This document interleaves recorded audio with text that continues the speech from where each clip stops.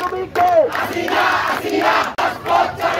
আমার মেয়ের বই নাই আমার বোনের বই নাই ধর্ষকের কখনো লজ্জা থাকে না, ধর্ষকদের কখনো লজ্জা থাকে না।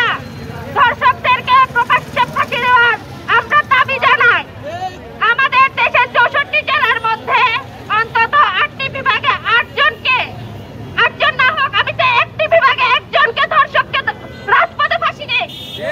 আমরা ফুটবল প্রেমী, ক্রিকেট প্রেমী বাঙালি যেভাবে প্রজেক্টরে খেলা দেখি, আমরা ধর্ষকের পাশে প্রজেক্টরে দেখতে চাই প্রতিটা বিভাগে। যে পরিমাণ ধর্ষণ আমাদের দেশে সম্পন্ন হচ্ছে, এটা কিন্তু আর আমাদের দেশের আনাচে কানাচে বন্দী নয়। আজকে সেই দর্শন আমাদের কর্ণফুলীতে এসেও পৌঁছেছে।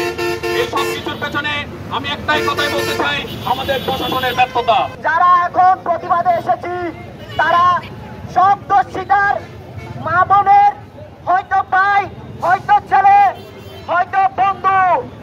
আমরা আজকে আমাদের এই মানববন্ধন থেকে কঠোর ভাবে বলতে চাই, যারা দর্শনের সাথে জড়িত এবং যারা আমাদের মা বোনকে দর্শন করছেন তাদেরকে আমরা বিন্দু মাত্র ছাড় দিব না। সারা দেশে আমরা দেখতে পাচ্ছি নানান ধরনের দর্শন কর্মকাণ্ড হচ্ছে, এর থেকে রেহাই পাচ্ছে না ছোট ছোট শিশুরাও।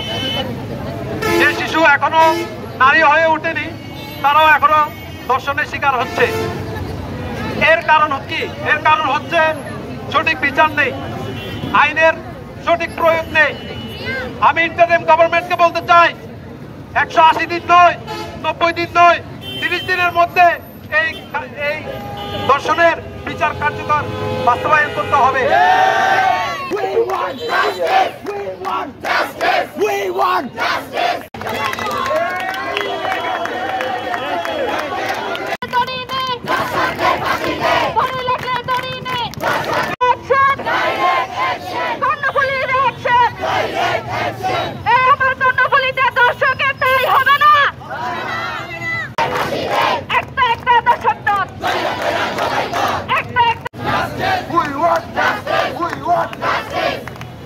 ধন্যবাদ। আমি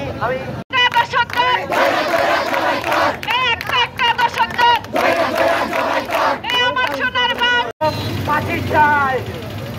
আজকে বলে আমার এই সংক্ষিপ্ত বক্তব্য